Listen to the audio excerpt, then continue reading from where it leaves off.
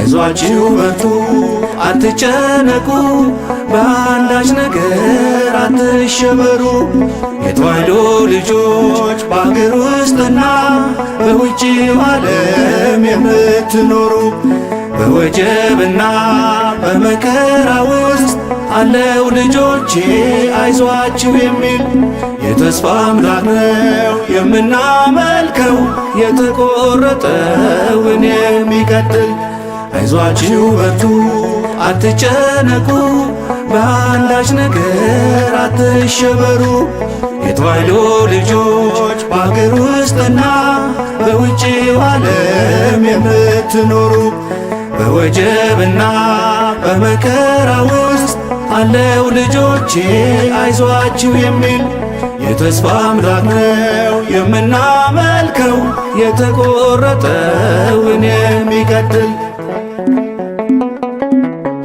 በማኅሌቱ ሲያመሰግኑ በወረቡ በዝማሬው በቅዳሴው እስካሁን ድረስ ስንማር ቆይተናል። አሁን ደግሞ ያ የተነበበልንን በቅዳሴው የሰማነውን የማቴዎስ ወንጌል ምዕራፍ 6 ያለውን ቃል ቁጥር 25 ጀምሮ ያለውን የምንነጋገር ይሆናል ማለት ነው። የትምህርታችን መነሻ ርዕስ የምናደርገው ይትተክዙ በሚል ይሆናል። አትጨነቁ በሚል ነው። እስኪ አብራችን በሉ አትጨነቁ በሉ። አትጨነቁ። እሺ፣ ሁሉን ነገር ማን ይፈታዋል? ማን ይፈታዋል? እግዚአብሔር ሁሉን ነገር ይፈታዋል። ለእግዚአብሔር ሁሉ ነገር ይቻላል። ለሰው ነው የሚከብደው ወገኖች። እንደነገርኳችሁ የማቴዎስ ወንጌል ምዕራፍ 6 ቁጥር 25 ላይ ቃሉን እናገኛለን። ቃሉን የጻፈልን ከ12ቱ ሐዋርያት አንዱ የሆነው ከአራቱ ወንጌላውያን አንዱ የሆነው ሐዋርያው ቅዱስ ማቴዎስ ጽፎልናል። ቃሉን የተናገረው አምላካችን መድኃኒታችን ኢየሱስ ክርስቶስ ነው። ይህ ቃል የተነገረው ለእኔና ለእናንተ የተነገረ ቃል። ሰዎች በሕይወታችን ስንኖር መጨነቅ እንደሌለብን የሚያስጨንቀንን ነገር ሁሉ ለእግዚአብሔር መንገር እንዳለብን ሲያስረዳን አትጨነቁ አለን። እግዚአብሔር አታስቡ አላለም። ወገኖች ይህን መለየት ያስፈልጋል። ሰው ሆኖ የማያስብ የለም። ሰው ከእንስሳ የሚለየው በማስተሳሰብ ነው ወይም በማሰብ ነው።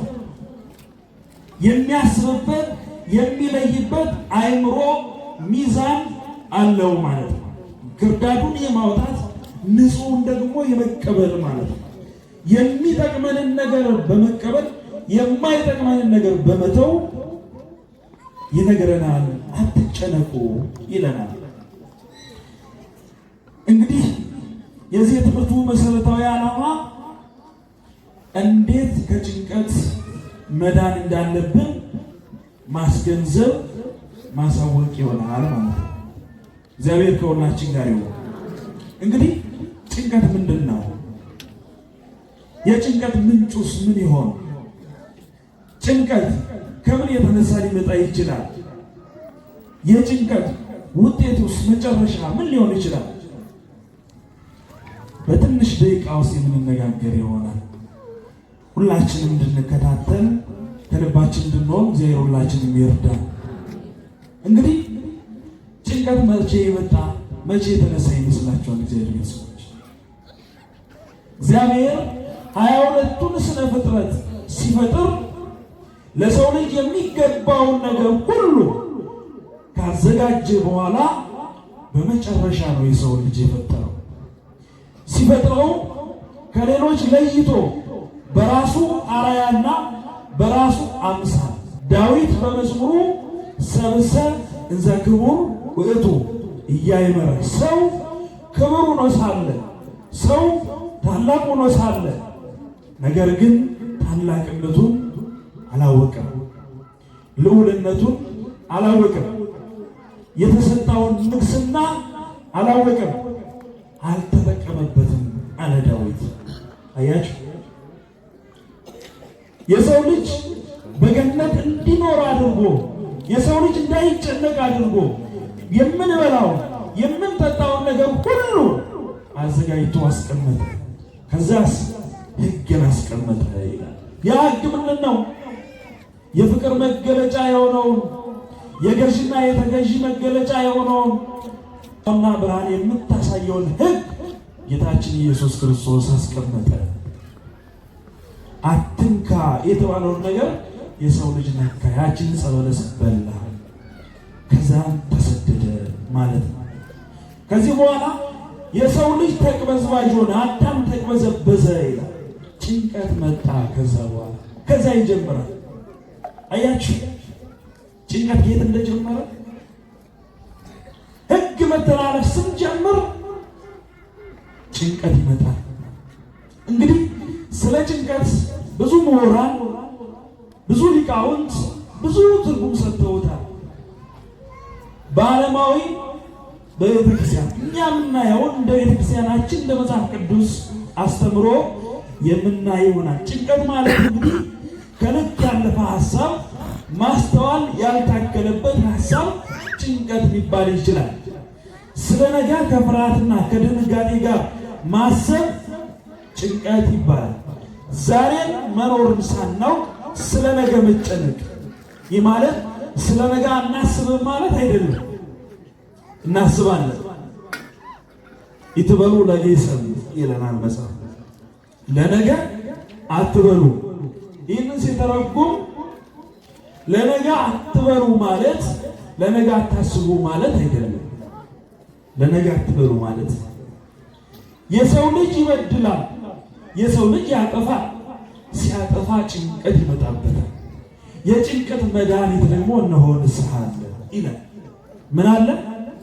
ንስሐ አለ።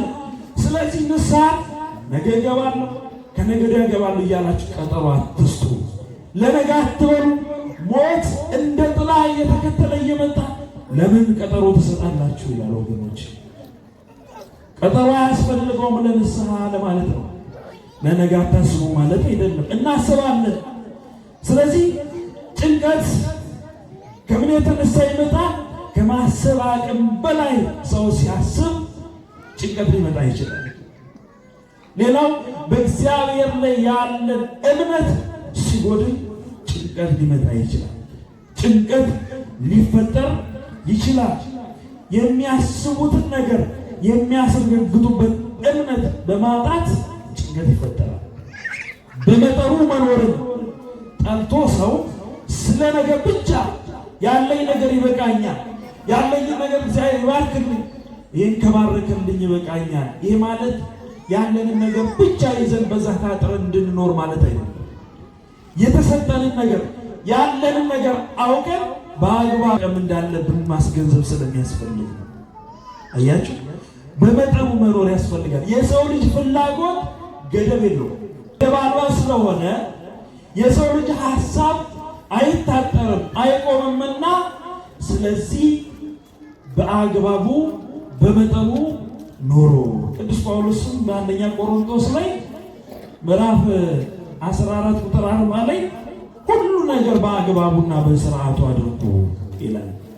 በአግባቡና በስርዓት የምናደርግ ከሆነ ሁሉ ነገር ይፈጠራል ማለት ነው። ስለዚህ ጭንቀት ከምን የተነሳ ይፈጠራል ስንል ሰው ተስፋ ቢስ ከመሆንና ተስፋ ከመቁረጥ የተነሳ ጤናማ ያልሆነ ጓደኛ የሚል ሰው ጭንቀት ሊፈጠርበት ይችላል። ጤናማ ያልሆነ ጓደኛ ማለት በሽተኛ ማለት ክፉ አስተሳሰብ ያለው መንፈሳዊ አስተሳሰብ የሌለው።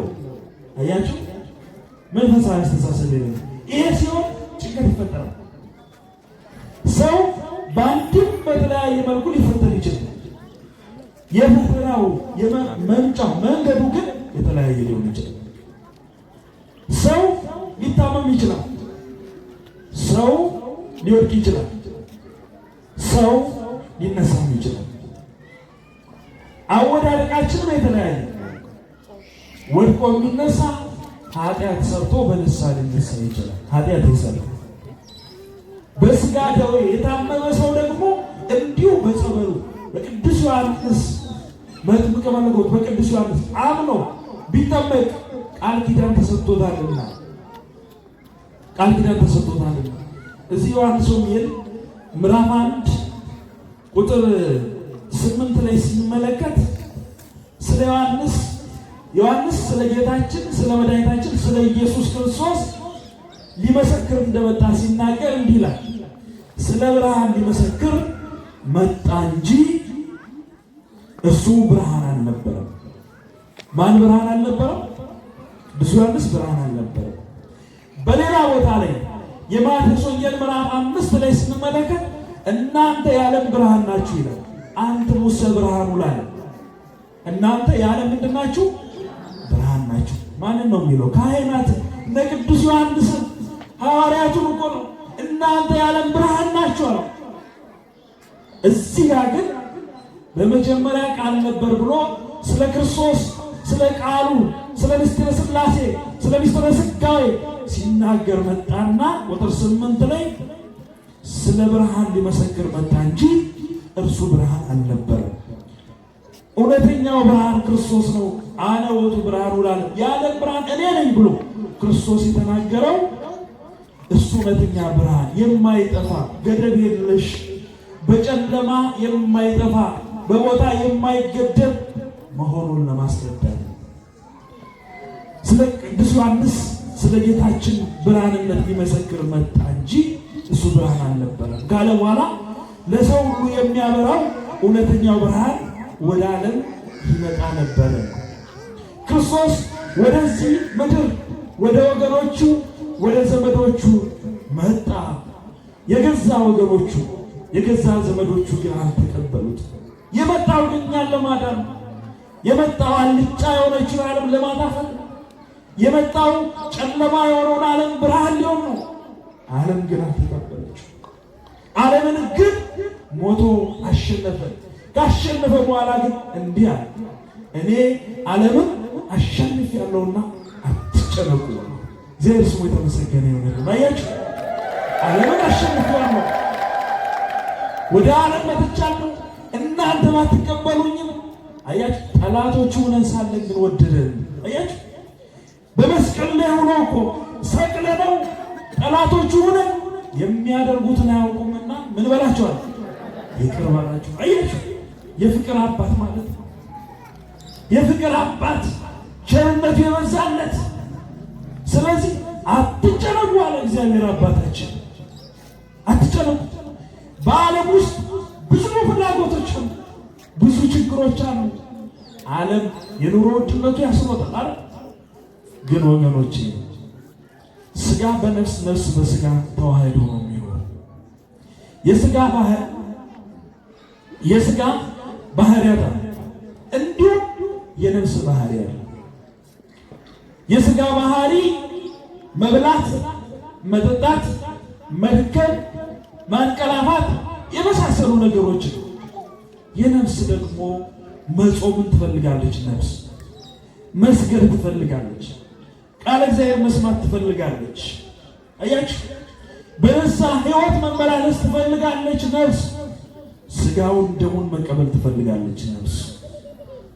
ስለዚህ ነፍስና ስጋና ነፍስ ይጋጫሉ አለ ሐዋርያው ቅዱስ ጳውሎስ። ታዲያ እንዳይጋጩ ማስታረቅ ያስፈልጋል። በዚህ ሰዓት ጭንቀት ይፈጠራል ወገኖች። አሁን ወደ ቤተ ክርስቲያን ለመሄድ ስታስቡ አይ ተኛ ችግር አለ፣ ትንሽ ቆይተሽ ትሄጃለሽ፣ ትንሽ ቆይተሽ ትሄዳለሽ። የሥጋ ፈቃድ ነው።